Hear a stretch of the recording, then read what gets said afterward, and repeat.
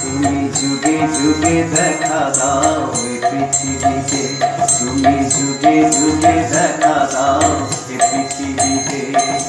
সাধুর পরিত্রাণে দুষ্কৃতি বিনাশে, সাধুর পরিত্রাণে দুষ্কৃতি বিনাশে, ধর্ম থেকে গ্লানি মুছিয়ে দিতে, যুগে যুগে দেখা দাও এ পৃথিবীতে।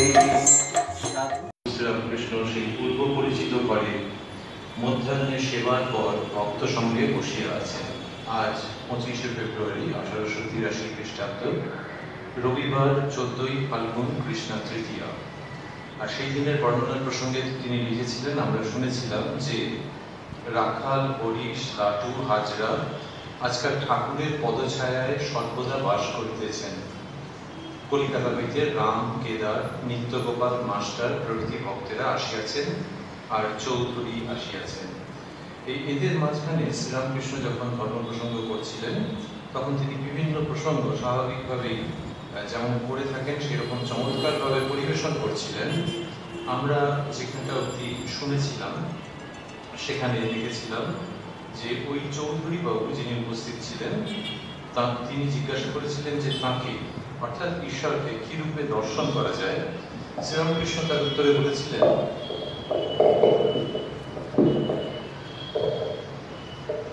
এই চক্ষে দেখা যায় না, তিনি দিব্য চক্ষু দেন তবে দেখা যায়। অর্জুনকে বিশ্বরূপ দর্শনের সময় ঠাকুর দিব্য চক্ষু দিচ্ছিলেন। তোমার ফিলোসফিতে কেবল হিসাব কিতাব করে, কেবল বিচার করে, ওতে তাঁকে পাওয়া যায় না। এই পর্যন্ত আমরা শুনেছিলাম। তারপরে শ্রীরামকৃষ্ণ বলছেন ওই চৌধুরী বাবুর প্রশ্নের উত্তরে, যদি রাগ ভক্তি হয়, অনুরাগের সহিত ভক্তি, তাহলে তিনি স্থির থাকতে পারেন না। ভক্তি তাঁর কিরূপ প্রিয়, খোল দিয়ে জাপ যেমন গরুর প্রিয়, গপ গপ করে খায়। এই কথা শ্রীরামকৃষ্ণ বলছেন যে ঈশ্বরের পথে এগোনোর জন্য ভক্তি প্রয়োজন, সেটি সুপরিচিত। শ্রীরামকৃষ্ণ বলছেন ভক্তি মানে অনুরাগের সহিত ভক্তি, শুধু ভক্তি তা নয়, অনুরাগের সহিত ভক্তি। এইটা কি জন্য বললেন এই জন্যে যে ঈশ্বরের যিনি ভক্ত, তার ভাবটি কিরকম হতে পারে। তিনি ঈশ্বরকে সর্বশক্তিমান বা সর্বশক্তিময়ী হয়তো ভাবছেন, তাকে প্রণাম করছেন, নানানভাবে তার উপাসনা করছেন, বেশ পয়সাপত্র খরচা করছেন, কিন্তু যদি বলা হয় যে উনি কে আর তুমি কে, এটা পরিষ্কার করে বলো, তখন হয়তো দেখা যাবে যে তিনি বলছেন যে উনি তো সব কিছু, উনি জগতের সব, ওর ইচ্ছাতেই এই জগৎ চলছে, আমি কেউ নই, ওর ইচ্ছাতেই চলছে। এবং ওকে যে আমি আমার শরীরে যে সেই ক্ষমতা আছে যে আমি ওর উপাসনা করতে পারছি, ওর পুজো করতে পারছি, নিজের হাতে তার বাসন মাজতে পারছি, এতেই আমি ধন্য। এইরকম ভাবে যিনি বলছেন তিনি ভক্ত। তিনি আর 5টা কাজের মধ্যে নিজেকে লিপ্ত যতটা করছেন, তার থেকে বেশি ঈশ্বরের সেবায় নিজেকে নিয়োগ করছেন। লোকে কথাটি বলেও থাকে যে ঈশ্বরের সেবা, তার সেবায় নিজেকে নিয়োগ করছেন। কেউ হয়তো সকাল থেকে ফুল তুলছেন, কি বর্ষা কি শীত, তিনি ফুল তুলছেন, তুলে ঈশ্বরের সেবা করছেন। আর মনে মনে একটু ভয় আছে যে যদি সেবায় কোনো ত্রুটি হয়ে যায় তাহলে সেটা ঠিক হবে না। এমন ফুল বা এমন পাতা সংগ্রহ করলাম না তো যেটা কীটদষ্ট, পোকায় খেয়েছে, এরকম নয় তো, তাই ভালো করে আবার পরীক্ষা করতে হবে। আচ্ছা, যদি পোকায় খেয়ে থাকে তাহলে সে বলবে যে তাহলে তো অপরাধ হয়ে যাবে, সুতরাং আমি কেন তো কখনো ওইটা হতে দেবো না। যদি একান্ত চোখে আমার দেখতে পেলাম না তাহলে আলাদা কথা। এই যে ভক্ত বলছেন, ইনি কিন্তু 5টা কামনা বাসনা নিয়ে লিপ্ত হয়ে নেই, 5 জনের সঙ্গে এলোমেলো কথা বলে সময় নষ্ট করছেন না। ইনি ঈশ্বরের কাজের মধ্যেই আছেন, ঈশ্বরের প্রতি উপাসনা সেই সব নিয়েই রয়েছেন, পুজো আর্চা করছেন, জপ ধ্যান করছেন। কিন্তু তাকে জিজ্ঞেস করলে তিনি হয়তো এরকম বলবেন। শ্রীরামকৃষ্ণ যা বোঝাচ্ছেন সেটি হচ্ছে যে এই যে ভক্তির ভাব, এটা খুব ভালো, কিন্তু এর সঙ্গে অনুরাগ এলে আরো অনেক ভালো। অনুরাগ কিরকম? অনুরাগ যখন আসছে সেটা প্রথম সাধারণত আসে না, সাধারণ মানুষের ক্ষেত্রে প্রথম আসে না। শ্রীরামকৃষ্ণ সেটি শেখাচ্ছেন যে সেটা করতে হয়। সেটা হলো যে যখন সেই ঈশ্বরকে বা ঈশ্বরীকে আপনজন বলে বোধ হতে আরম্ভ করছে, তখনও সে ভাবছে যে উনি জগতের সবকিছু, ওনার জন্যই আমরা সকলে বেঁচে পড়তে আছি, কিন্তু উনি আমার কাছে আরেকটু বেশি কিছু। নিজের পিতা, নিজের মাতা, নিজের সন্তান, এইরকম করে একটা না কিছু ভাব যখন আসছে, তখন একটা জিনিস বাড়ে, একটা জিনিস কমে। যেটা বাড়ে সেটা হচ্ছে তার প্রতি আকর্ষণ খুব বেড়ে যায়, আর যেটা কমে সেটা হচ্ছে ভয়ের ভাবটা কমে যায়। আগে যে ভয় ভয় ছিল যে যদি পোকায় খাওয়া পাতা বা ফুল হয় তাহলে আমার বড় পাপ হয়ে যাবে, ওইটা কমে যায়। কিরকম? নিজের জনকে যখন কেউ ভাত খেতে দিচ্ছে তখন খুব সতর্ক হয়ে খেতে দিচ্ছে যাতে ঠিকঠাক থাকে, ঠান্ডা না হয়, ভেতরে কোনো অন্য কিছু না থাকে, কাপড় মাকড় না থাকে, এরকম ভাবে করে খেতে দিচ্ছে। এটার জন্য সেটা করছে, লোকে বলবে বাবা এত পুজো করার মতো করে করছে, এত নিষ্ঠা নিয়ে সেটা করছে, সেটা সংসারেতে বিরল নয়।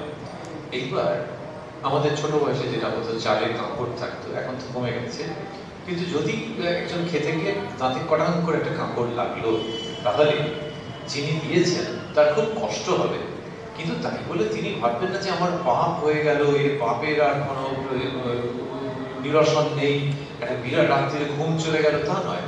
তার কারণ কি, তিনি জানছেন যে আমি খুব নিষ্ঠা করে দিয়েছিলাম, কিন্তু চোখের থেকে ওটা দেখতে পাইনি, নজর এড়িয়ে গেছে, আর যাকে দিয়েছি তিনি তো আপনজন, তিনি কি আমার পাপ দেবেন না আমাকে পাপ দেওয়ার জন্য ভগবানকে ডাকবেন। এই যে অনুরাগের সঙ্গে ভক্তি, সেই অনুরাগের সঙ্গে ভক্তি যখন হচ্ছে, তখন ওই টেনশনটা কমে যাচ্ছে, উদ্বেগটা কমে যাচ্ছে, যে সেবার অপরাধ হলে কি হবে সেই উদ্বেগ কমে যাচ্ছে, আর খুব আপনজন বোধের সেবা হচ্ছে। তাহলে অনুরাগ এবং ভক্তি এই দুটো যে একসঙ্গে থাকবেই তার কোনো মানে নেই, কিন্তু ভক্তি যখন পরিপক্ক হয়ে যাচ্ছে এবং তার মধ্যে অনুরাগ এসে যাচ্ছে, তখন সেটা খুব চমৎকার। চৈতন্যদেব যে ধর্মের প্রবর্তন করেছিলেন এবং হরিনামে মানুষজন ঘর বাড়ি থেকে বেরিয়ে এসছেন এবং সংকীর্তনে যোগ দিয়েছেন, সেই যখন সংকীর্তনে যোগ দিচ্ছেন তখন খুব চমৎকার যে হরির নামে সে লোকটা বাড়ির কাজকর্ম ছেড়ে, স্ত্রীলোকেরাও তখন বেরিয়েছেন কিছু কিছু, তাই এইসব কাজকর্ম ছেড়ে সে বেরিয়ে পড়ল। কিন্তু যে ওই হরিনামের যে তার মধ্যে একটা মাতোয়ারা ভাব, সেটাও বুঝলাম, কিন্তু আপনজনের মতো যে ভাব, যে যাকে ডাকা হচ্ছে তিনি আমার খুব আপনজন, এই ভাবটা তার মধ্যে সবসময় থাকছে কি থাকছে না।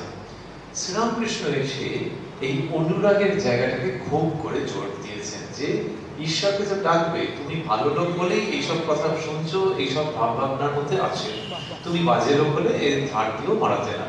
সুতরাং ঈশ্বরকে তো ডাকবে, ঠিক আছে, কিন্তু তোমারও তো বয়স হয়েছে, তোমারও ম্যাচুরিটি হয়েছে, তুমি যখন ছোট ছিলে তখন তাকে খুব ভয় পেতে, এটা ঠিক। একটা সময় ভাবতে যে তিনি তোমাকে পরীক্ষায় পাশ করাবেন, তিনি তোমার শরীর ভালো রাখবেন, এইসব বলে যে ভাবতে, সেগুলো ভুল কিছু নয়।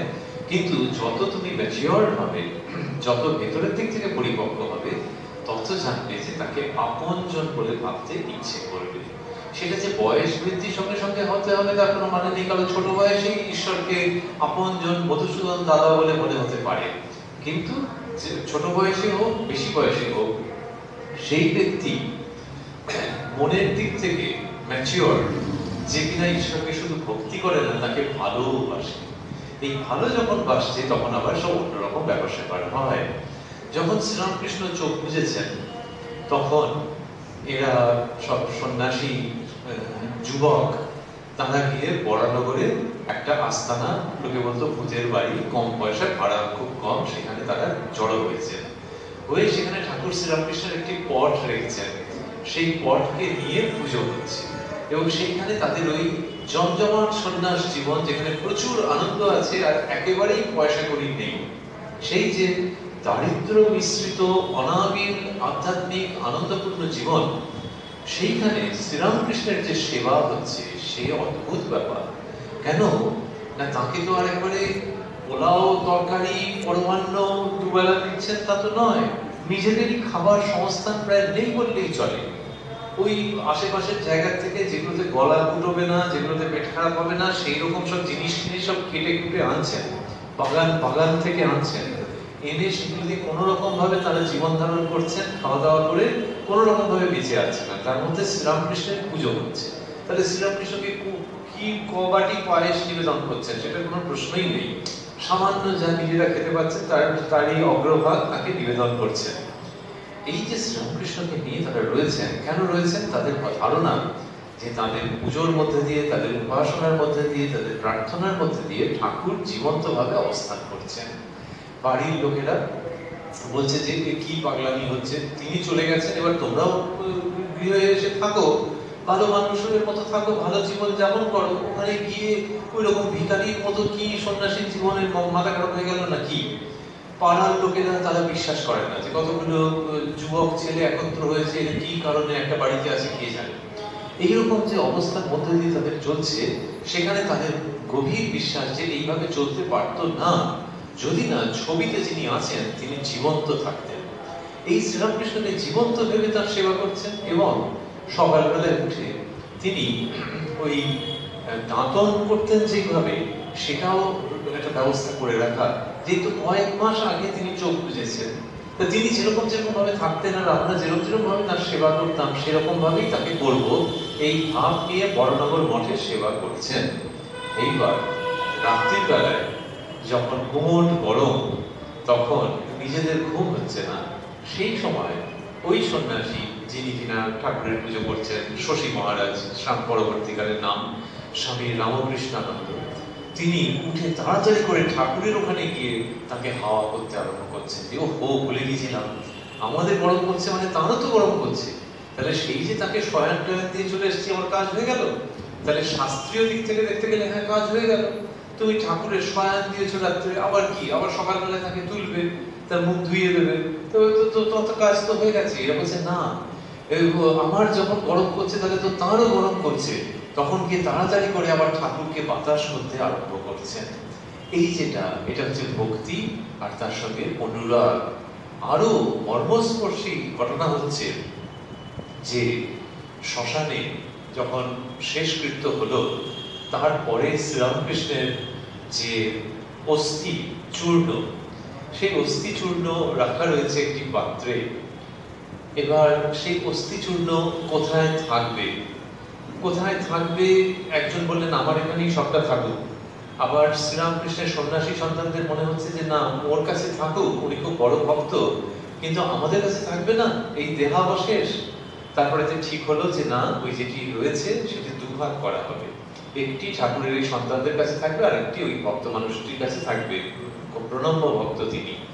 এইবার তাহলে তো দুভাগে ভাগ করতে হবে।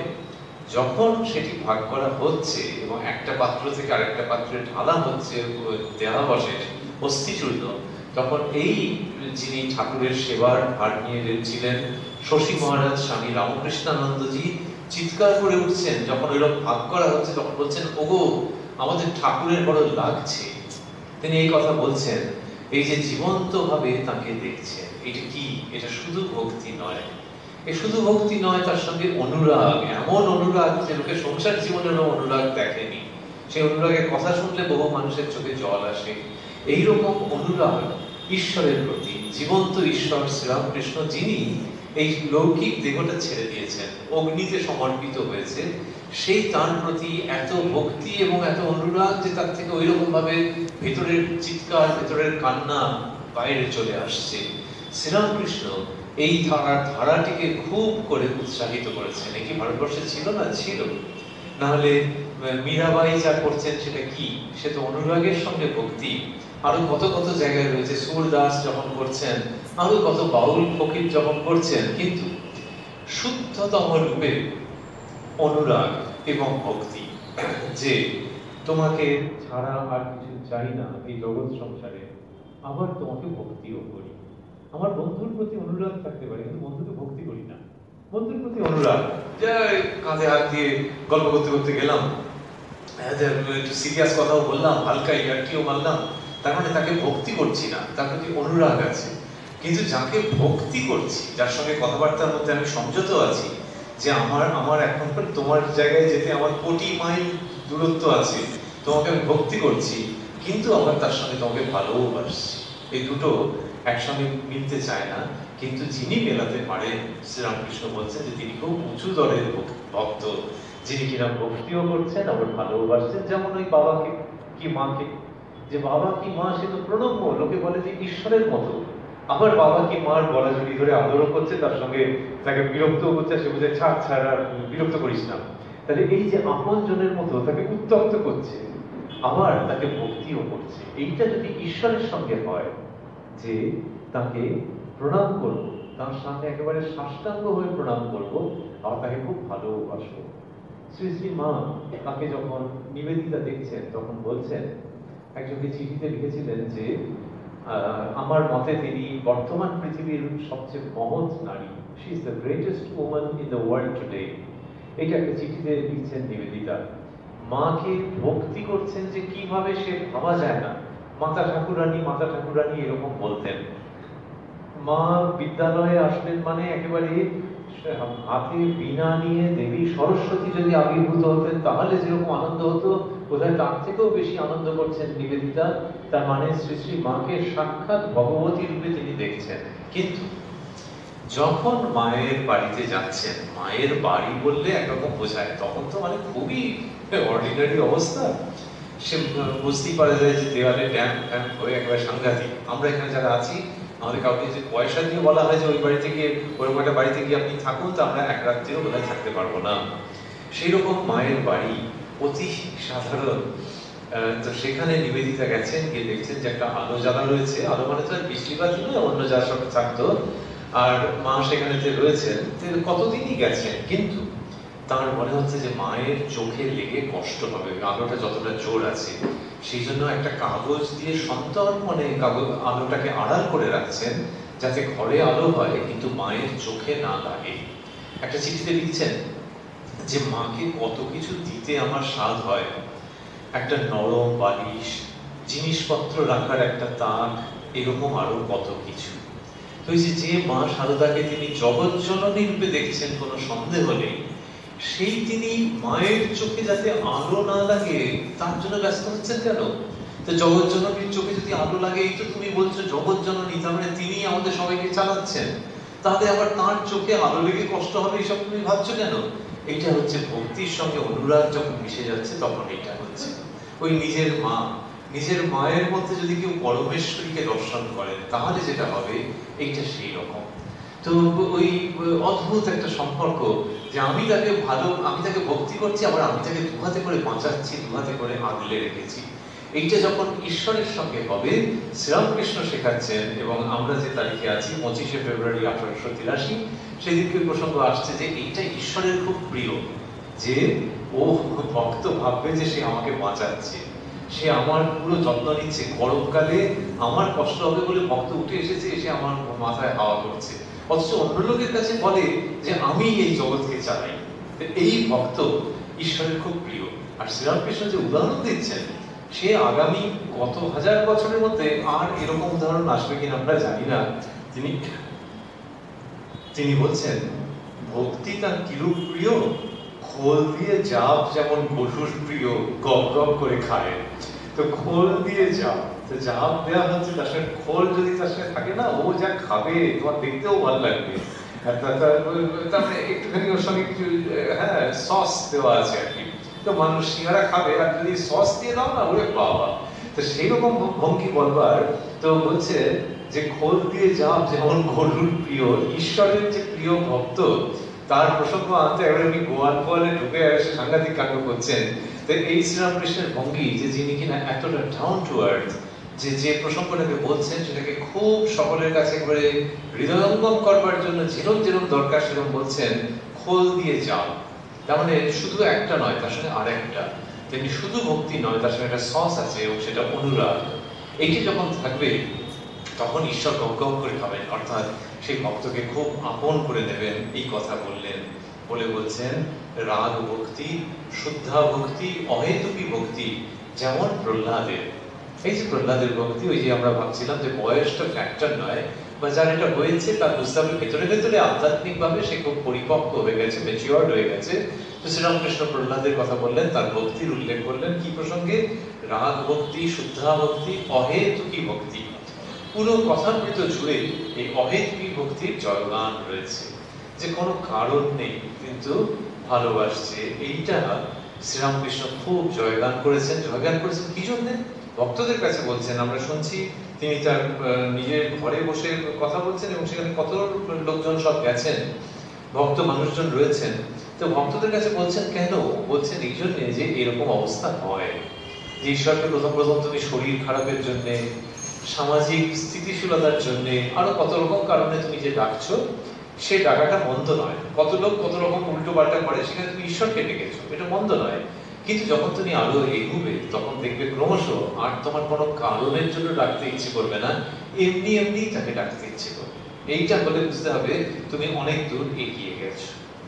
শ্রীরামকৃষ্ণের কাছে যখন নরেন্দ্রনাথ প্রথম প্রথম আসছেন, তখন একটা পর্ব গেছে যখন তিনি নরেন্দ্রনাথকে কোনো মনোযোগ দিচ্ছেন না, হঠাৎ করে একদিন থেকে যে মনোযোগ দিচ্ছেন না, উনি আসছেন তখন নেহাতি কলেজের ছাত্র, কিন্তু শ্রীরামকৃষ্ণ অন্যদের সঙ্গে কথা বলছেন, এমনকি শুয়ে আছেন। দেখা যাচ্ছে যে মানে বোঝাই যাচ্ছে যে নরেন এসছে, তিনি বুঝতে পারছেন নরেন্দ্রনাথ এসছেন, ওমা তিনি পাশ ফিরে শুলেন, অন্যদিকে মুখ করে শুলেন। এরকম একটা পর্ব প্রায় মাসখানেক চলেছে, যে বোঝাই যাচ্ছে যে তিনি কোন রকমের মনোযোগ দিচ্ছেন না, কিছু করছেন না। তারপরে প্রায় মাসখানেক চলবার পর তিনি একদিন নরেন্দ্রনাথকে জিজ্ঞেস করছেন যে আচ্ছা তুই আসিস কেন? আমি তো তোর সঙ্গে কথাও কই না, তোর দিকে মনোযোগও দিই না, তো তুই আসিস কেন? তখন নরেন্দ্রনাথ বলছেন যে আপনি আমার সঙ্গে কথা বলবেন, এইসব করবেন, তার জন্য তো আমি আসি না, আপনাকে দেখতে ইচ্ছা করে, ভালোবাসি, তাই আসি। এই কথা শুনে শ্রীরামকৃষ্ণ অত্যন্ত খুশি হলেন আর বললেন যে তোর বিরাট বড় আধার, অন্য লোকে হলে পালিয়ে যেত। ওই নরেন্দ্রনাথকে পরীক্ষা করছেন যে তার সঙ্গে বিশুদ্ধ ভালোবাসার সম্পর্ক এতটাই যে আগেই বোঝা গেছে যে এই লোকের কাছে কিছু চাওয়ার কোনো প্রসঙ্গই নেই, এই লোক ওরকম ভাবে জীবনযাপন করছেন না যে আমি গিয়ে কিছু চাইবো, ওনার সঙ্গে আমার গল্পের মধ্যে ওটা নেই। আচ্ছা সে না হয় হলো, কিন্তু তাই বলে আমি তো কেউ একটা, আমি যে যাচ্ছি আমার সঙ্গে কথা বলবে, আমি তো কিছু চাইছি না, আর কত স্যাক্রিফাইস করবো।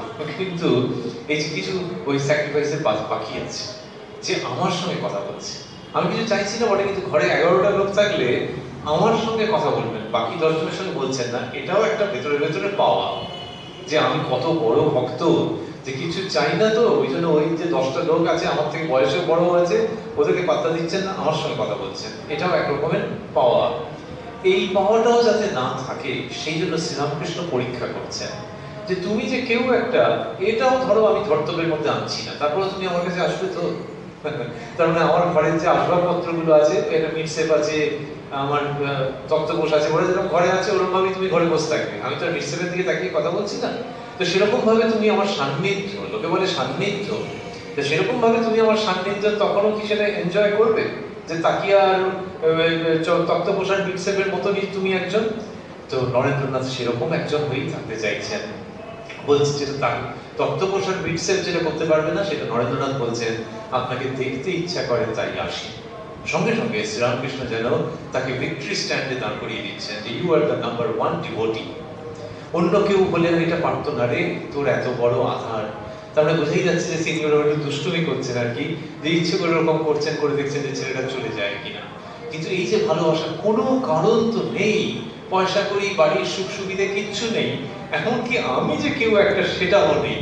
আমি যেন ঝড়ের মধ্যে দিয়ে ঘরে যদি একটা পাতা এসে আসতো, আবার হুশ করে বেরিয়ে যেত, আমিও সেরকম এলাম আর বেরিয়ে গেলাম, তিনি কোনো মনোযোগী দিলেন না। এই অবস্থাতেও আমি আসবো তার কাছে এবং তার মুখের দিকে তাকিয়ে থাকবো, এই অহেতুকী ভক্তি, যে কিচ্ছু চাই না। এইটাকে শ্রীরামকৃষ্ণ কি করছেন, তার উপদেশ দিচ্ছেন। নরেন্দ্রনাথের মতো মানুষের জীবনের মধ্যে দিয়ে সেই নিদর্শন রেখে যাচ্ছেন যে দেখো একটা কলেজের ছেলে বা মেয়ে যদি হয়, সেটা ম্যাক্সিমাম অ্যাটেনশন চাইবে, তো সে দেখো অহেতুকী ভক্তির কি নিদর্শন, এটা করছেন। আর কি করছেন, আর সাধারণ মানুষের কাছে বলছেন, ভক্তদের কাছে বলছেন, তার মানে হচ্ছে যে না এরকম ভেবো না, যেটা বিরাট কেউ না হলে এর কিছু মাত্র হবে না, তোমাদের জীবনেও কিছু না কিছু হবেই মনে হয়। নাহলে শ্রীরামকৃষ্ণ এইসব কথা সাধারণ মানুষের কাছে বলবেন কেন? তিনি বলছেন মানে যে এই অবস্থাটা লাভ হয় যে ভক্তি, তারপরে অনুরাগের সঙ্গে ভক্তি এবং এই অহেতুকী ভক্তি, এইটার কথা বারবার করে তিনি বলছেন। এইসব বলে বলছেন তুমি বড় লোকের কাছে কিছু চাও না, কিন্তু রোজ আসো, তাকে দেখতে ভালোবাসো। এই ওনার জীবনের ঘটনা, কিন্তু এখানে বলছেন তিনি তুমি বড় লোকের কাছে কিছু চাও না, কিন্তু রোজ আসো, তাকে দেখতে ভালোবাসো। এর মধ্যে একটা কথা থেকে গেল বড় লোক, হঠাৎ বড় লোক হলো কেন? দুটো মানে, এক হচ্ছে বড় বাজারে হয়তো ধরা যাক একজন বিরাট বড় ব্যবসায়ী আছে, তার কাছে কেউ একজন আসেন, এই যে একটা ইয়াং ছেলে এসে বলে স্যার আপনার কাছে আসি এ করি ও করি, তাহলে বুঝতে হবে যে বাবা বড় লোকের কাছে আসছে, কিছু চাইছে কোথায়, মানে কিছু একটা ঘটনা আছে। জগতের যিনি বড় লোক অর্থাৎ জগতের যিনি মালিক, সেটা বোঝাবার জন্য এটা বলা যে জগতের বড় লোক অর্থাৎ ওই বড় লোক যেমন তোমাকে পকেট থেকে এক্ষুনি 5,000 টাকা দিয়ে দিতে পারে, তেমনি জগতের বড় লোক তিনি চাইলে সবকিছু দিয়ে দিতে পারেন তোমাকে। তো বড় লোকের তুমি বড় লোকের কাছে কিছু চাও না, তাহলে সে দিতে পারে, আর একটা চান্স আছে কথার ভঙ্গির থেকে যে তুমি চাইলে তিনি দিয়েও দিতেন, কিন্তু তুমি কিছু চাওনি, মান দেহ সুখ কিছু চাওনি। তুমি বড় লোকের কাছে কিছু চাও না, কিন্তু রোজ আসো, তাকে দেখতে ভালোবাসো, জিজ্ঞাসা করলে বলো আজ্ঞার দরকার কিছু নাই, আপনাকে দেখতে এসেছি, এর নাম অহেতুকী ভক্তি। এইটা বলা হচ্ছে ভক্তের জীবন এরকম করে। শিবলিঙ্গ কি গাছের নিচে একখণ্ড পাথর, সেটিকে সিঁদুর টিঁদুর মাখিয়ে লোকে পুজো করছে, গ্রাম বাংলার দৃশ্য। তো সেখানেও কি এটা বলা যায় যে কোনো মানুষের মূর্তি তো নয় পুরোপুরি, তাহলে কি বলা যায় যে সেখানেও তাহলে কিছু চাইছে না বলেই আসছে? সেটা পুরোপুরি বলা যাবে না, কেন ওখানে যারা আসছে তাদের হয়তো দেখা যাবে যে মনের মধ্যে অনেক কামনা বাসনা রয়েছে, একটি পাথরকে সিঁদুর পরিয়ে পুজো করছে বটে, কিন্তু সেই পাথরের কাছে এসে হাজার একটা অ্যাপ্লিকেশন দিয়ে গেছে, আর গাছের ডালে হয়তো দেখা যাবে কিছু বেঁধে টেঁধেও রেখে গেছে। তো সুতরাং সেটাকে দোষ দেওয়া যাবে না, মানুষের প্রকৃতির মধ্যে আছে, কিন্তু হিউম্যান ফর্ম না থাকলেও যেটা হচ্ছে সেটা হলো যে ভক্তিটা অনেকটা ভয়ে ভয়ে হচ্ছে, তার সঙ্গে অনুরাগের জায়গাটা নেই। এই অনুরাগের জায়গা যখন আসবে তখন সেটা অন্যরকম হবে, সেটা হিউম্যান ফর্মকে নিয়ে হতে পারে, অন্যরকম ভাবেও হতে পারে, কিন্তু যখন অনুরাগ যে তাকে না দেখতে পেলে, তার সেবা না করতে পারলে আমার খুব কষ্ট হচ্ছে। একদিন করতে গিয়ে ঠান্ডা লেগে গেল, হয়তো শীতকালে ঠান্ডা লেগে গিয়ে হেঁচে কেসে জ্বর টর এসে একসা কাণ্ড, কিন্তু তখনও 3 দিন ধরে সে বিছানায় পড়ে রইল, কিন্তু তখনও সে তাকে দোষ দিচ্ছে না যে তোমার জন্য করতে গিয়ে আমার অ্যালার্জি হয়ে এরকম জ্বরে পড়ে রইলাম 3 দিন, বরং ভেতরে মনে হচ্ছে খাবো না, কিচ্ছু করবো না, কেননা তার কাছে যেতে পারলাম না। তো এই যে তার কাছে কিছু চাইছি না, কিন্তু শুধু তাকে দেখতে চাইছি। শ্রীরামকৃষ্ণ বলছেন, যেটা তার অর্থ দাঁড়াচ্ছে যে যদি তোমার উপরে খুব আশীর্বাদ থাকে ভগবানের, তাহলে তোমার ভেতরে এই অবস্থাটা উৎপন্ন হবে যে তার কাছে কিছুই চাইছো না, শুধু তাকে দর্শন করতে চাইছো, সেজন্য ছুটে ছুটে যাচ্ছ।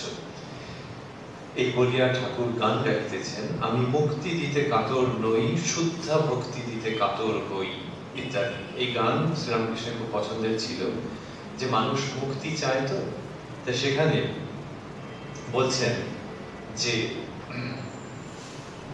মানে শ্রীকৃষ্ণের ভাবের গান আর কি। শ্রীকৃষ্ণ যেন বলছেন যে মুক্তি যে চায় না মানুষের, হিন্দুরা হচ্ছে যে মুক্ত হয়ে যাওয়া, সেটাই যেন তার সর্বোচ্চ লক্ষ্য। তো বলছেন যে আমি মুক্তি দিতে কাতর নই, অর্থাৎ উপযুক্ত কেস হলে আমি মুক্তি প্রদান করে থাকি, কিন্তু একটা ব্যাপারে আমার একটু কিপটেমি আছে, আমি মুক্তি দিতে কাতর নই, শুদ্ধা ভক্তি দিতে কাতর হই। বলছেন যে মুক্তি ঠিক আছে, সে যদি অনেক খাটাখাটি করে, সাধন ভজন করে, হয়ে যাবে, মুক্তি দিয়ে দেবো, কিন্তু শুদ্ধা মুক্তি দিতে কাতর হই, মানে ওটা খুব রেয়ার, আমি সবাইকে দিই না। যে যেন খুব একটা খুব দামি রত্ন কয়েকটি আছে, তো সেইটিও আমি সবাইকে দেবো না, কয়েকজনকে মাত্র দেবো, শুদ্ধা ভক্তি দিতে কাতর হই। এই শুদ্ধা ভক্তি, ভক্তির মধ্যে হচ্ছে বিশুদ্ধ, আনঅল্টার্ড, যে যার মধ্যে কোনো ভেজাল নেই, সেই রকম শুদ্ধা ভক্তি দিতে কাতর হই। আমার ভক্তি যে বা পায়, এই যে আমার ভক্তি, ভক্তি মানে শুদ্ধা ভক্তি, মানে আমার প্রতি যার শুদ্ধা ভক্তি আসে না, তার যে কি অবস্থা হয় বলবো, আমার ভক্তি যে বা পায়, তারে কে বা পায়, সে যে সেবা পায় হয়ে ত্রিলোক জয়ী। আমি মুক্তি দিতে কাতর নই, শুদ্ধা ভক্তি দিতে কাতর হই। অর্থাৎ যে কিনা ওই রকম শুদ্ধা ভক্তির অধিকারী হবে, লোকে আবার তাকে পুজো করতে চাইবে, যেমন এক্ষেত্রে নরেন্দ্রনাথ বা বিবেকানন্দ। তো বলছেন যে আমি এরকম আমার ব্যাপার। শুনো চন্দ্রাবলী ভক্তির কথা কই, মুক্তি মিলে কবু ভক্তি মিলে কই, ভক্তির কারণে পাতাল ভবনে বলির দ্বারে আমি দাঁড়ি হয়ে রই। শুদ্ধা ভক্তি এক আছে বৃন্দাবনে, গোপ গোপী বিনে অন্যে নাহি জানে, ভক্তির কারণে নন্দের ভবনে পিতা জ্ঞানে নন্দের বাধা মাথায় বই, আমি মুক্তি দিতে কাতর নই, ইত্যাদি। তো এইরকম বলছেন যে আমার প্রতি ভক্তি যদি কারো এসে যায় তাহলে তার বোঝাও মাথায় আমি বহন করি। শ্রীরামকৃষ্ণ তারপর বলছেন মূল কথা ঈশ্বরের রাগানুগা ভক্তি আর বিবেক বৈরাগ্য। তখন চৌধুরী বাবু জিজ্ঞেস করছেন যে মহাশয় গুরু না হলে কি হবে না? তাহলে তার আগে শ্রীরামকৃষ্ণ বললেন মূল কথা ঈশ্বরের রাগানুগা ভক্তি আর বিবেক বৈরাগ্য। এই যে মূল কথা বলছেন, মূল কথা মানে কিসের জন্য মূল কথা? ঈশ্বর দর্শনের জন্য মূল কথা, যে এটা হলে তোমার হয়ে যাবে। কোনটা? রাগানুগা ভক্তি, রাগ মিশ্রিত, অনুরাগ মিশ্রিত, ভালোবাসা মিশ্রিত ভক্তি, এটা যদি হয়ে যায় তাহলে হয়ে যাবে। আর সঙ্গে সঙ্গে বললেন আর বিবেক বৈরাগ্য, এটা শ্রীরামকৃষ্ণের বিশেষত্ব। এর সঙ্গে বিবেক বৈরাগ্যের কথাটা এলো থেকে। বিবেক বৈরাগ্য কোথায় এলো? যে তিনি সমাজকে খুব রক্ষা করে গেছেন। স্বামী বিবেকানন্দ এটা শেখাচ্ছেন যে এই যে ভক্তির কথা বললে লোকে একটু পা স্লিপ করে যেতে পারে। কিরকম না, ভক্তির কথা বললে যে ঈশ্বর ভক্তি, ঈশ্বর ভক্তি, শ্রী চৈতন্য যেরকম ভাবে নাম সংকীর্তন করেছেন এবং সেইখান থেকে যেরকম সম্প্রদায় তৈরি হয়েছে অনেক, যে ঈশ্বরকে খুব করে ভালোবাসা, রাধাকৃষ্ণের ভালোবাসা। এবার রাধাকৃষ্ণের ভালোবাসার প্রসঙ্গ যেই এসেছে অনেক সময় মানুষ বুঝতে পারেনি, কেউ কেউ বুঝতে পারেনি, আর কেউ কেউ ইচ্ছে করে ভুল বুঝেছে। এখনো পর্যন্ত কত রকমের বিদ্রুপ টিটকিরি এই সমস্ত আছে, কিন্তু সত্যি সত্যি যেখানে শেখানো হচ্ছে যে শ্রীকৃষ্ণই জগতে একমাত্র আরাধ্য এবং একমাত্র পুরুষ, বাকিরা সকলেই নিজেকে গোপীদের অংশ বলে ভাববেন, ভেবে শ্রীকৃষ্ণের উপাসনা করবেন। এইটি যেটা বলা হচ্ছে এটা খুব চমৎকার, যে গোপীরা শ্রীরাধিকার কথা ছেড়েই দেওয়া গেল, গোপীরা শ্রীকৃষ্ণের জন্য পাগল। এই যে পাগল, এটা এমনিতে বেশ ভাবতে ভালো যে একজন পুরুষ, গায়ের রং কালো, এত সুন্দর দেখতে, বাঁশি বাজান, তো গোপীরা তাদের জন্য পাগল হয়ে গেছে, জগৎ সংসার ভুল হয়ে গেছে করে তারা শ্রীকৃষ্ণের জন্য আকর্ষণ বোধ করছে, ছুটে ছুটে যাচ্ছে, আর কোনো দিকে তাদের নজর নেই। এই যে টান, এই টান যদি একজন ভদ্র মহিলার মনের মধ্যে আসে শ্রীকৃষ্ণের জন্য, তাহলে তো চমৎকার, যে তিনি শ্রীকৃষ্ণকে ওইরকম ভাবে ভাবছেন যে তিনি জগতের সবকিছু। কিন্তু একজন পুরুষ মানুষ তিনি যখন ভাববেন তার রাস্তাটা কি? এই গল্পের মধ্যে তিনি কোথায়? বৈষ্ণব শাস্ত্রে শেখানো হচ্ছে যে এই গল্পের মধ্যে তিনিও ওই গোপীদের মধ্যে, মানে এরা যদি স্বামী স্ত্রী হন তাহলে স্ত্রীও একজন গোপী, স্বামীও একজন গোপী। তিনিও নিজেকে ওই যুবতী তার সঙ্গে এক করে ভাবছেন যে শ্রীকৃষ্ণের জন্য তিনি পাগল। অতএব বলা হচ্ছে যে জগতের পুরুষ একমাত্র শ্রীকৃষ্ণ। এইটা ভেবে খুব পবিত্র চিত্র নারী এবং পুরুষ তারা নিজেদেরকে গোপীদের অংশীভূত ভেবে শ্রীকৃষ্ণের উপাসনা করবেন। এই যে বৈষ্ণব ভাব, এখানে বোঝাই যাচ্ছে যে একটা রোমান্টিক লেভেলে ব্যাপারটাকে ধরিয়ে দেওয়া হচ্ছে বোঝার সুবিধার জন্য। তারপরে ইঙ্গিত করা হচ্ছে যে তুমি নারী বা হও বা পুরুষ হও, রোমান্টিসিজম একটা আছে, কিন্তু তার থেকে অনেক উপরে আছে পবিত্রতা। যদি সেই পবিত্রতা থাকে সেইটা নিয়ে তুমি শ্রীকৃষ্ণের উপাসনা করবে। এইবার স্লিপ করে যায় কোথায় মানুষের? স্লিপ করে যায় যখন ভাবে যে ওই যে প্রেমের কাহিনী রয়েছে বেশ সুন্দর, পাতার পর পাতা পড়ে যাওয়া যায়, তাহলে ঠিক আছে চলো ওই ধর্ম, ওটা খুব সহজ ধর্ম, এই ভেবে পরবর্তীকালে নানান সম্প্রদায় তৈরি হয়েছে।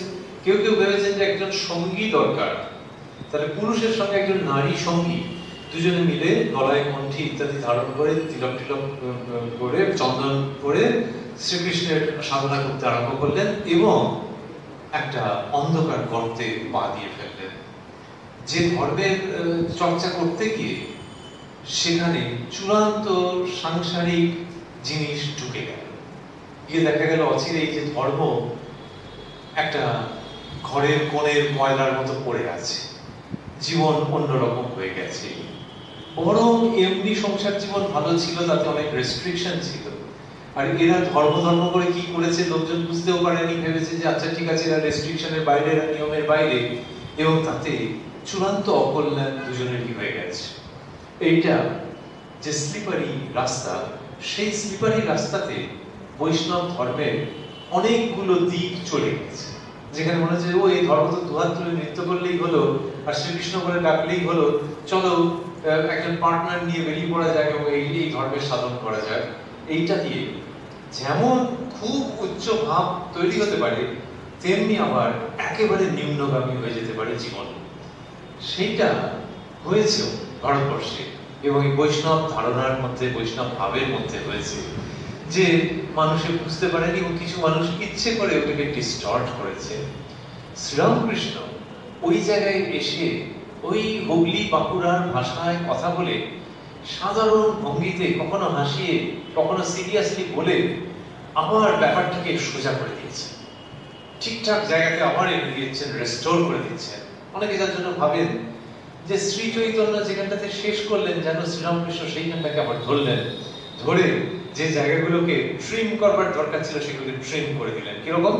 নানা ভক্তি, প্রেম, ঈশ্বরের জন্য আনন্দ, আচ্ছা চলো ঈশ্বরের জন্য গান, ঈশ্বরের জন্য নাচ, সংকীর্তন সব করব, কিন্তু একটা ছবি যেমন একটা বর্ডার থাকে, একটা বর্ডারের মধ্যে রেখে চলবো। সেই বর্ডারটাতে কি আছে? কোনো ছবি আঁকা নেই, কিছু লেখা আছে। কি লেখা আছে? লেখা আছে বিবেক, বৈরাগ্য। এই বৈরাগ্য মিশ্রিত যদি পুরো ব্যাপারটা হয় তাহলে চমৎকার। যে জগতে তুমি কিচ্ছু চাও না, একেবারে পবিত্র ভাবে তুমি ঈশ্বরকে ডাকছো, এইরকম ভাবে তুমি ভাবছো কিনা, বৈরাগ্য না হলে হবে না। শ্রীরামকৃষ্ণ শেখাতেন যে শ্রী চৈতন্য গৌরাঙ্গ কত সুন্দর দেখতে, তিনি যে ধর্ম করছেন, জিভ বাড়িয়েছিলেন, মানে বলা হচ্ছে যে এরকম ঘটনা, আরেকজন চিনি ঢেলে দিলেন জিভেতে। তাহলে জীব রয়েছে, তার আস্বাদনের বস্তু রয়েছে, আর দিতে কার্পণ্য করেনি, চিনি ঢেলে দিয়েছে। উমা দিতে ফটফট করে চিনি সব উড়ে চলে গেল। ভিতরে তার এমনই ত্যাগের ভাব যে জগৎ যেখানে আস্বাদনের বস্তু দিতে চাইছে, কেউ তার চেয়ে কিছু পালন করছে না, কিন্তু এর সিস্টেম সেটা দিচ্ছে না, এর সত্তা সেটা দিচ্ছে না। তীব্রতম বৈরাগ্য তার জীবনে, সেই তিনি প্রেমের কথা বলবার যোগ্য। এই যে বৈরাগী যে মানুষ, সে কোনো পার্টনারের অপেক্ষা রাখে না। নিমাই পণ্ডিতের যে ঘটনা, বাড়িতে তার মা এবং সেকেন্ড ওয়াইফ, ফার্স্ট ওয়াইফ দেহ রেখেছেন, সেকেন্ড ওয়াইফ রূপে গুণে অতুলনীয়, সেই অবস্থাতে নিমাই মহাপ্রভু একজন স্কলার মানুষ, প্রাইভেট টিউশন ছিল বা টোল ছিল, তিনি সব পড়াতেন। তার মনের মধ্যে যে বৈরাগ্য এলো, ঈশ্বরের জন্য যে আকর্ষণ এলো, তিনি বাড়ি ঘর ধরছে চলে গেলেন। এখনো পর্যন্ত যখন নাটক হয়, যাত্রা হয়, লোকে কেঁদে ফেলে যে নিমাই চলে যাচ্ছে। তাহলে সেই যে ত্যাগ, এ তো পৃথিবীর ইতিহাসে উল্লেখের মতো আলাদা রকম। এবং তার স্ত্রী, তার কি ছটফটানি সারা জীবন। এবং নিমাই যখন আসছিল, যখন স্ত্রীর মুখের দিকে তাকাচ্ছেন না, আকাশের দিকে তাকিয়ে থাকছেন, স্ত্রী তার পাদবন্দনা করছেন। এইসব যে জীবন, যে কেউ বারণ করেনি, কিন্তু তার মধ্যে থেকে ওনার বৈরাগ্য যে জগতের জিনিসে তো কিছু নেই, আমি ওকে ভালোবেসে চূড়ান্ত বস্তু পাবো না, ও আমাকে নিমাই রূপে ভালোবেসে চূড়ান্ত বস্তু পাবে না, অতএব চলো দুজনেই ঈশ্বরের কথা ভাবি। এই যে বৈরাগ্য, সেটা ওই প্রেমিক মানুষটার জীবনের সঙ্গে ওতপ্রোতভাবে জড়িত। শ্রীরামকৃষ্ণ তাই ঈশ্বরের ভক্তির কথা যখন বলছেন, বললেন মূল কথা ঈশ্বরের রাগানুগা ভক্তি আর বিবেক বৈরাগ্য। তার মানে এই বিবেক বৈরাগ্য দিয়ে ব্যাপারটাকে বুঝে নিও। বিবেক বৈরাগ্য না থাকলে কিন্তু রাগানুগা ভক্তি একটু ডেঞ্জারাস হয়ে যেতে পারে, সেটা তোমাকে অন্যদিকে নিয়ে চলে যেতে পারে। এইটা স্বামী বিবেকানন্দ খুব করে জোর দিয়েছেন যে ভক্তি খুব ভালো, কিন্তু দেখো ভক্তির মোড়কের মধ্যে দিয়ে ভোগ আবার অন্য রূপে নিজের উদ্দেশ্য চরিতার্থ করছে না তো। তাহলে ভোগ যদি থাকে থাকুক, সে কটা মানুষ আর ওটাকে অতিক্রম করে যেতে পারে, কিন্তু ভক্তি যদি বলো তার মানে সেই লোকটা বা সেই মহিলা সে ভোগের জায়গাটা ছাড়িয়ে গেছে, তাহলে ভক্তি হতে পারে না। এই যে জায়গাটা স্বামী বিবেকানন্দ শেখাচ্ছেন, সেখানে তিনি বারবার করে ওইটা বলতে চাইছেন যে বিবেক বৈরাগ্যের প্রকাশ না থাকলে শুধু সস্তার ইজি শর্টকাট ভক্তি বলে কিছু হয় না। তো শ্রীরামকৃষ্ণ সেই ভাবটিকে খুব করে এনে দিয়েছেন। চৌধুরী মহাশয় জিজ্ঞেস করেছেন যে চৌধুরী বাবু যিনি ছিলেন, তিনি বলছেন যে মহাশয় গুরু না হলে কি হবে না? শ্রীরামকৃষ্ণ বলছেন সচ্চিদানন্দই গুরু। সব সাধন করে ইষ্ট দর্শনের সময় গুরু সামনে এসে পড়েন আর বলেন ওই দেখ তোর ইষ্ট। তারপর গুরু ইষ্টে লীন হয়ে যায়। যিনি গুরু তিনিই ইষ্ট, গুরু খেই ধরে দেন। অনন্ত ব্রত করে কিন্তু পূজা করে বিষ্ণুকে, তারই মধ্যে ঈশ্বরের অনন্ত রূপ। এই গুরুকরণ সম্পর্কে শ্রীরামকৃষ্ণ যেটি বলছেন সেটি হচ্ছে যে তিনি বলেছেন যে গুরুকরণ প্রয়োজনীয়, গুরু পথ দেখিয়ে নিয়ে যান, গুরু যেন শ্বেত, এরকম ভাবে বলেছেন। আর সেই সঙ্গে খুব জোর দিয়েছেন যে সচ্চিদানন্দই গুরু।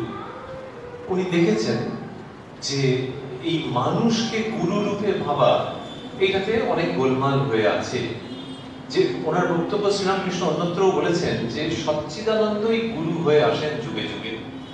তার মানে যে যিনি সদ্গুরু, তিনি ভেবো না যে একজন রক্ত মাংসের মানুষ, এইভাবে করে ভেবো না, জানবে সচ্চিদানন্দ ওই রূপে এসে গুরু রূপে তোমার জীবনে আবির্ভূত হয়েছে। অন্যের জীবনে অন্য কেউ হতে পারে, কিন্তু তোমার জীবনে সেই সচ্চিদানন্দ এই রূপে এসে আবির্ভূত হয়েছে। এটা একটা দিক। আরেকটা দিক হচ্ছে যে একটা গ্রামের লোক, সে হয়তো সচ্চিদানন্দ বানানই লিখতে পারে না, কিন্তু তারও গুরু আছে। কি করে হলো? গুরু হলো এই জন্য যে তার পরিবারে গুরু রয়েছে, গুরুর ছেলে, তার নাতি, এরকম তো আছে। তো সেই একজনের কাছে এই লোকটির দীক্ষা হয়ে গেছে, এই বেচারি অত সচ্চিদানন্দ এটা ওটা জানে না, ব্যাপারটা বোঝে কিন্তু অত লেখাপড়া নেই। তো সে ওই গুরু বংশের কারোর কাছে যদি দীক্ষা নিয়ে থাকে, তাহলে পুরো প্রসেসটা সাকসেসফুল হবে কি হবে না। ওই গুরু বংশের যার কাছে দীক্ষা নিয়েছে সে হয়তো ইনকাম ট্যাক্সে চাকরি করে, আবার এই মন্ত্রও দেয়, এরকম আছে তো, যে সে চাকরি বাকরি করছে, আবার পারিবারিক যে ব্যাপারটা আছে সে ওখানে দীক্ষাও দেয়। তাহলে এখানে দিয়ে হবে কি হবে না?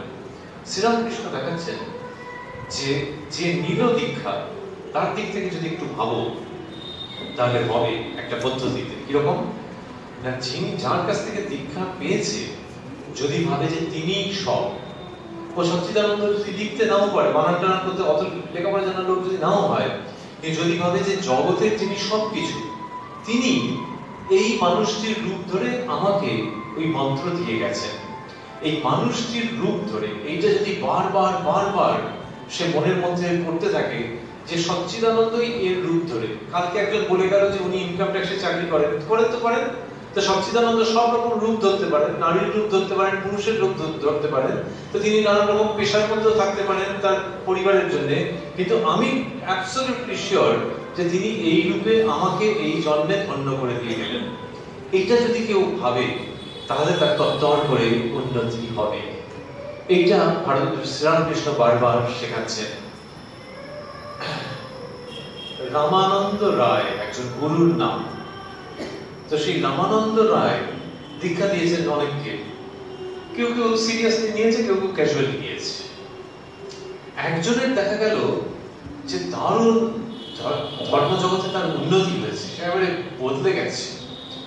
লোকজন অবাক হয়ে গেল যে যার কাছ থেকে দীক্ষা নিয়েছে রামানন্দ রায়, লোকটা সুবিধের নয়, এমনকি মানে আজে বাজে জায়গাতেও যায়।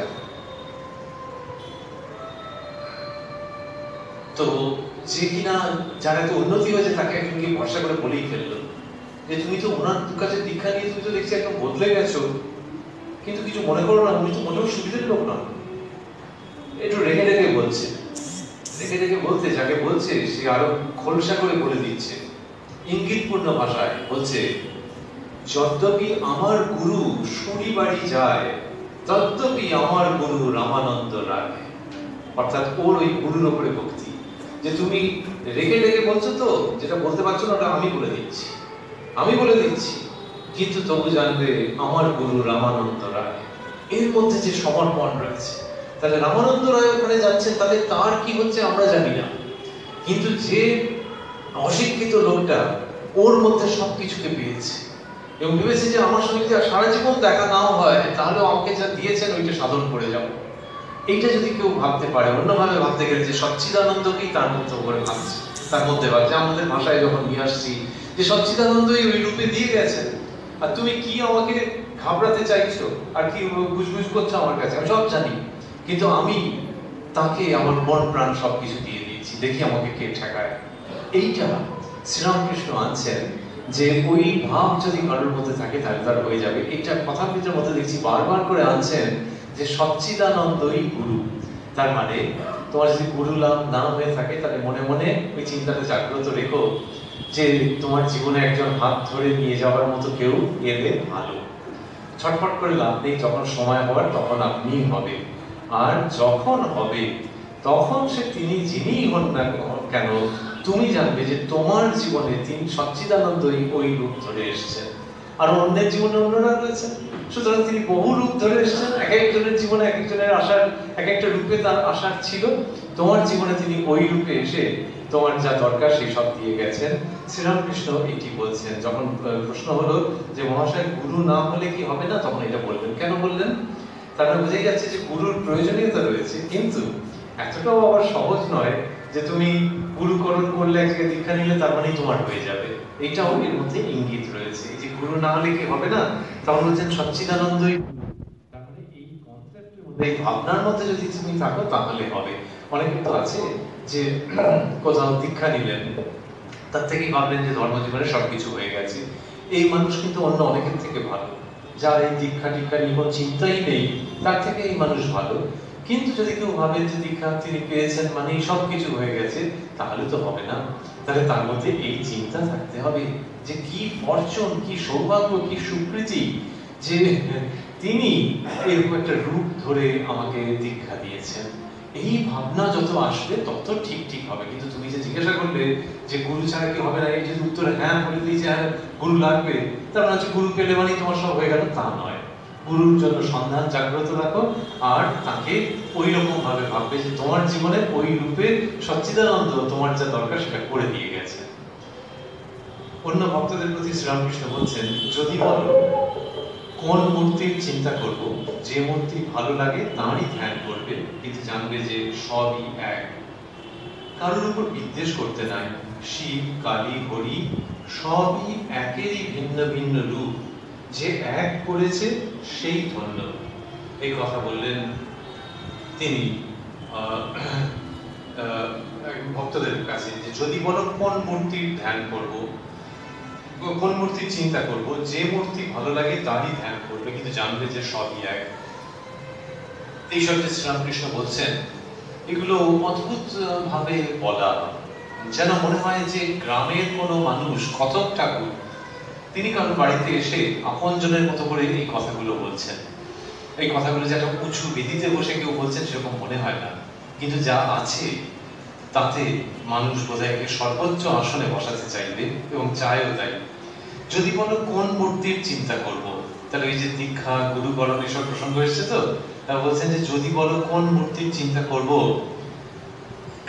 এরকম ভাবে বলছেন। যদি বলো কেন বললেন? কেউ তো বলেনি তো, উনি তো হতে পারে উনি নিজেই এই প্রসঙ্গটা উত্থাপন করেছেন। আরেকটাও হতে পারে, শ্রী শ্রী রামকৃষ্ণ লীলা প্রসঙ্গের মধ্যে স্বামী শারদানন্দজি মহারাজ লিখছেন যে ওর পরিচিত একাধিক মানুষ ওকে বলেছেন যে আচ্ছা ইনি কি মনের সব কথা জানতে পারেন? মানে ঠাকুর শ্রীরামকৃষ্ণের কাছে তারা গেছেন, গিয়ে মনের মধ্যে কিছু চিন্তা টিন্তা জিজ্ঞাসা ছিল, দেখা গেছে যে ঠাকুর নিজের থেকেই সেটা বলতে আরম্ভ করেছেন।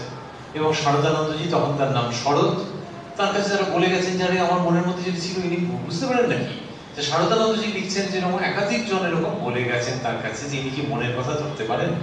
তাহলে আমাদের ভাবতে ইচ্ছে করে, এবং হয়তো ভাবলে ভুলও নয়, যে 25 ফেব্রুয়ারি 1883 কথা যে আমরা শুনছি, কারোর মনের মধ্যে হয়তো হয়েছে যে ইনি গুরুর কথা বললেন, তো কিন্তু আমার যে ঠাকুরঘর, হয়তো আমার দিদিমা কি ঠাকুরমার সময়কার ঠাকুরঘর, তাদের নানান দেবদেবী সব রয়েছে, কার পুজো করবো, এরকম বাই চান্স কারোর মনের মধ্যে থাকতেও পারে।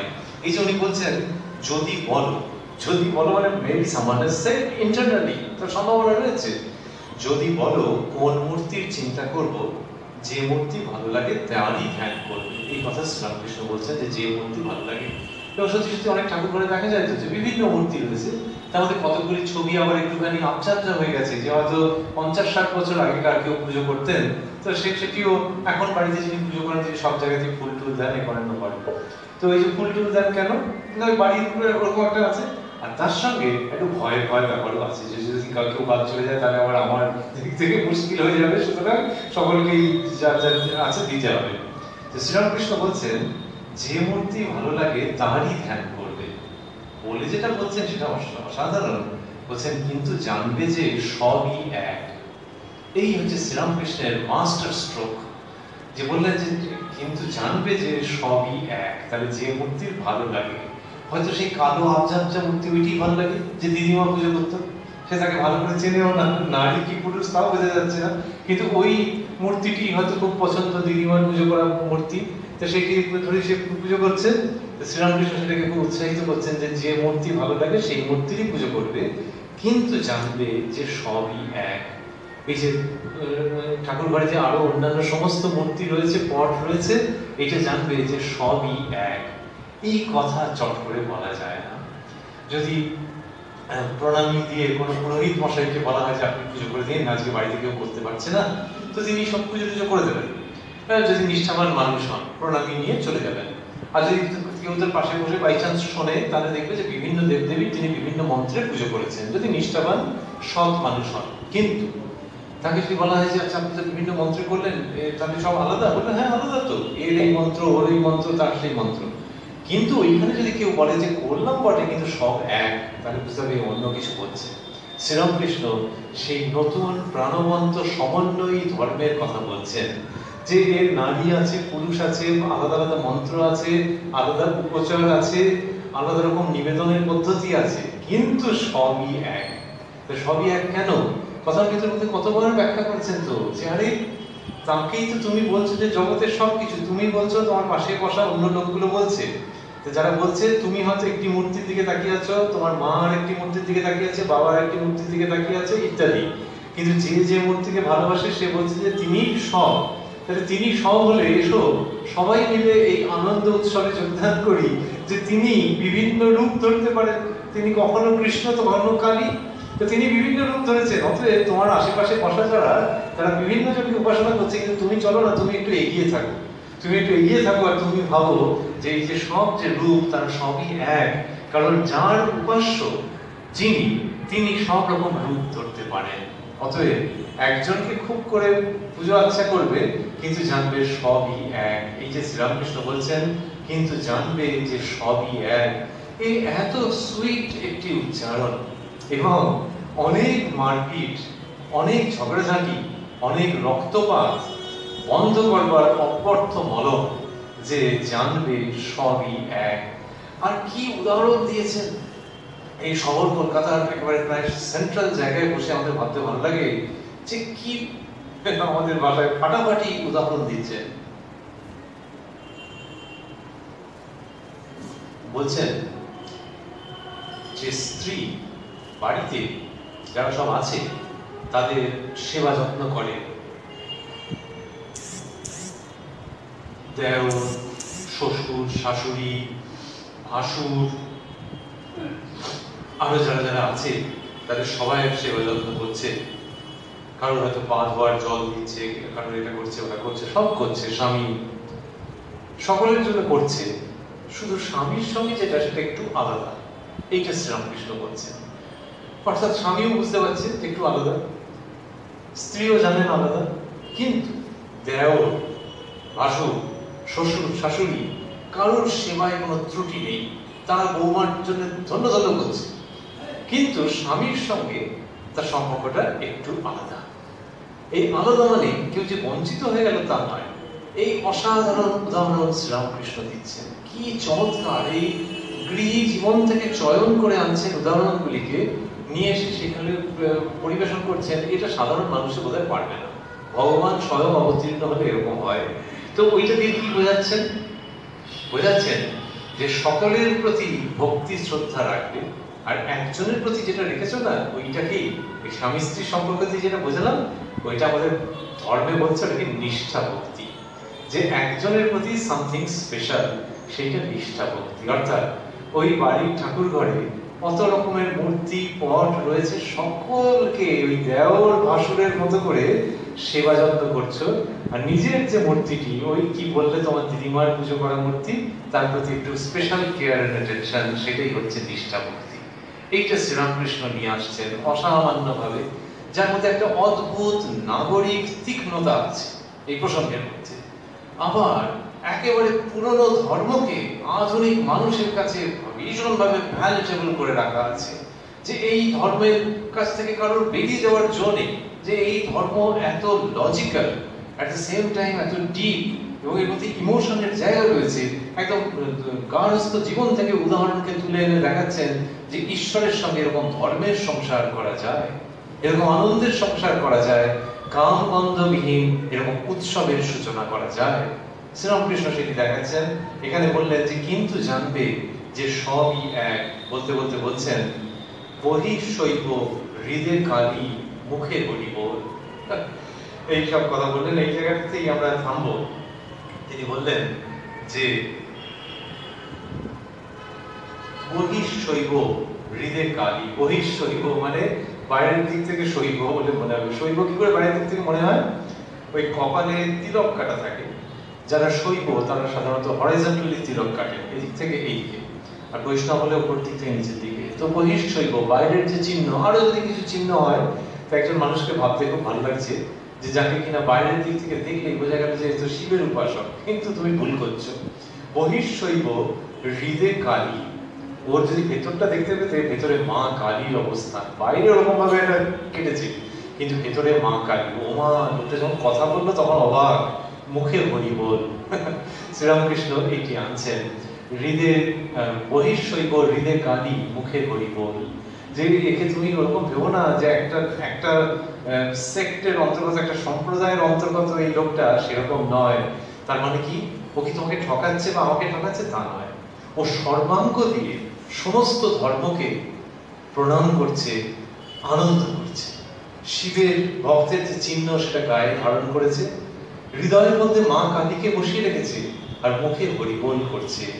এ সমস্ত ধর্মকে একসঙ্গে নিয়ে আনন্দ করছে। তবে তুমি আমি যেটা বুঝতে পারবো না সেটা হচ্ছে কোন দিকটাতে ওর একটু স্পেশাল আছে। শ্রীরামকৃষ্ণ যেন এরকম একটা রেখে দিচ্ছেন যে যেমন ওই বউটা সে জানে যে কার সঙ্গে তার স্পেশাল সম্পর্ক, সেই রকম এই ভক্ত জানে যে এই যে উপাস্য বলা হলো না, শিব, কালী, হরি, শ্রীকৃষ্ণ, কার সঙ্গে ওই লোকটার একটা আলাদা সম্পর্ক। সে মা বলে হোক, বাবা বলে হোক, সখা বলে হোক, সে বোঝা যাচ্ছে না, কিন্তু একটা কিছু আছে নিষ্ঠা ভক্তি। কিন্তু সর্বাঙ্গ দিয়ে সমস্ত ধর্মকে সম্মান করছে, শুধু নয় ভালোবাসছে, সেবা করছে। এইটা শ্রীরামকৃষ্ণ আনলেন হঠাৎ করে। যদি বলছেন যদি বলো কোন মূর্তির চিন্তা করবো, হঠাৎ করে এই প্রসঙ্গটিকে তুলেছেন। ওই 25 তারিখের কথা, 25 ফেব্রুয়ারি 1883 কথা আমরা শুনছি, সেখানে এটা তুলেছেন। তুলে বলছেন যে যে মূর্তি ভালো লাগে তারই ধ্যান করবে, কিন্তু জানবে যে সবই এক। এই যে জানবে যে সবই এক, জানবে, ইউ হ্যাভ টু নো। জানবে মানে তখনও জানার বাকি ছিল। শ্রীরামকৃষ্ণ যখন এসেছেন তখন পর্যন্ত এই আইডিয়াগুলো অতটা ক্লিয়ার হয়নি। আমাদের ধর্মশাস্ত্রে আগে আছে যে বিভিন্ন ধর্মের প্রতি শ্রদ্ধার ভাব, সমভাব, এটা সাধকদের জীবনেও দেখতে পাওয়া যায়। কিন্তু জানবে তার মানে হচ্ছে যে এখনো পুরো জানাটা শেষ হয়নি, এটা জানতে হবে যে এরকম এরকম ঘটে। আর এই যে বললেন বহিঃশৈব হৃদে কালী মুখে হরিবোল, এইরকম ভাবে বাইরের চিহ্ন টিহ্ন দিয়ে এত দূর না হলেও তার থেকেও বেশি শ্রীরামকৃষ্ণ স্বয়ং।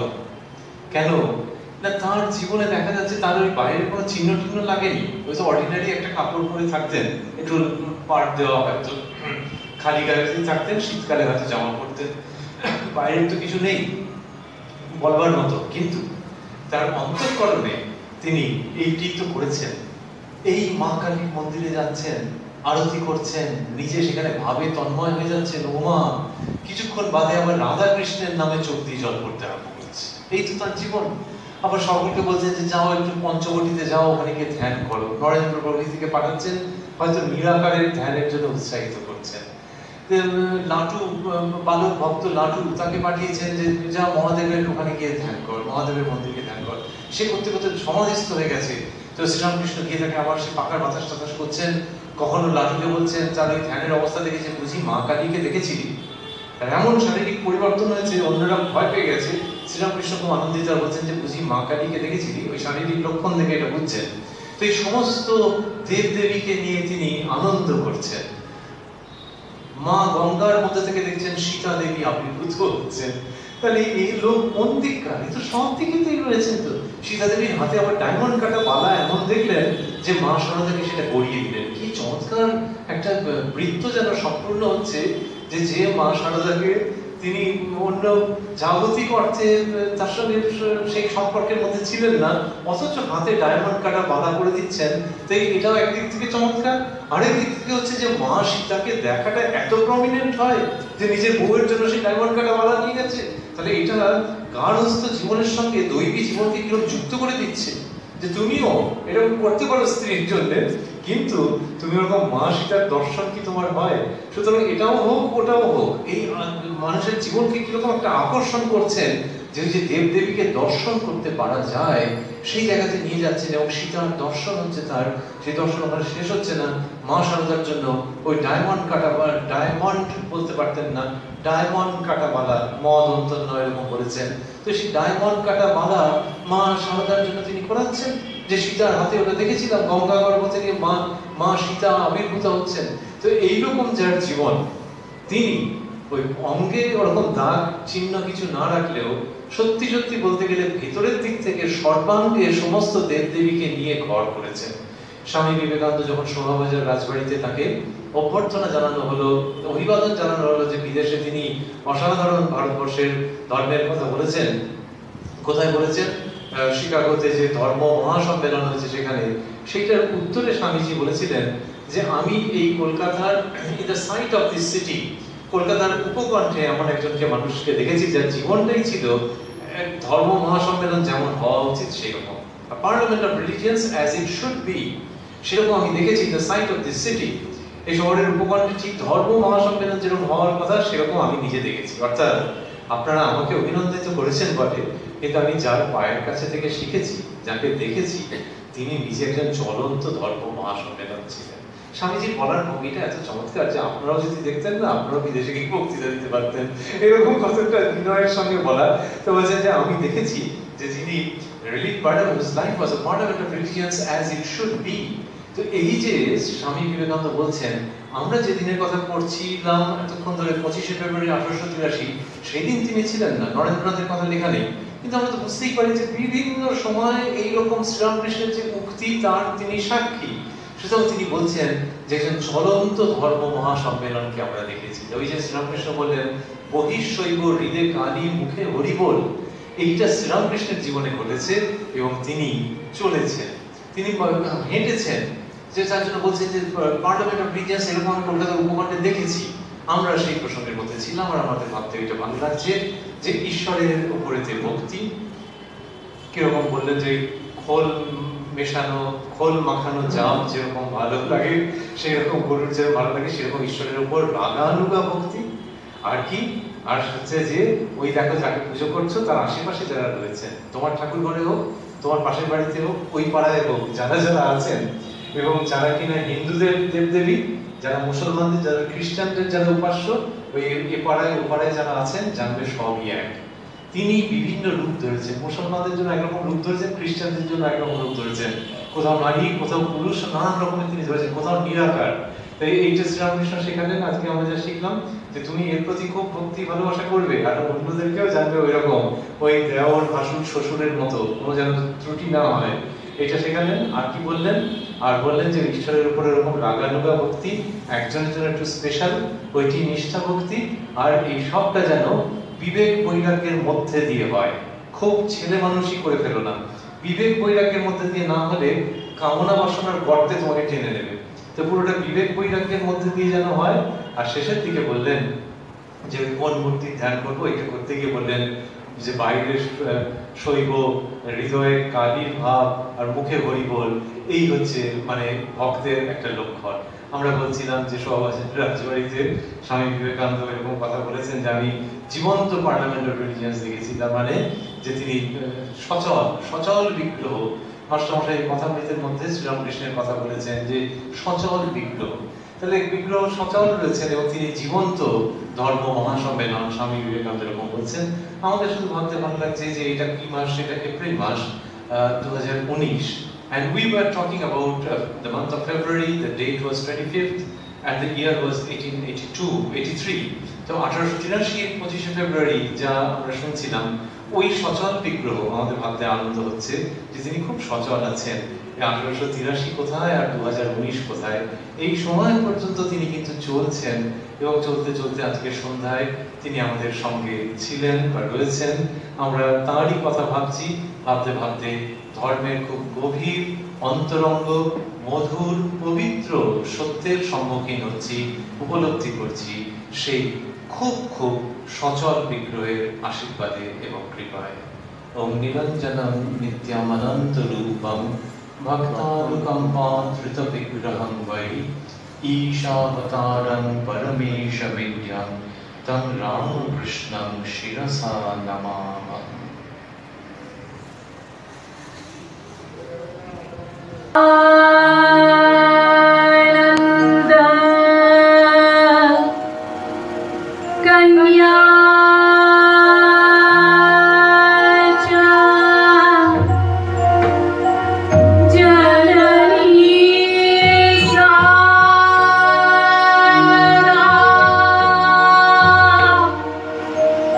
Pra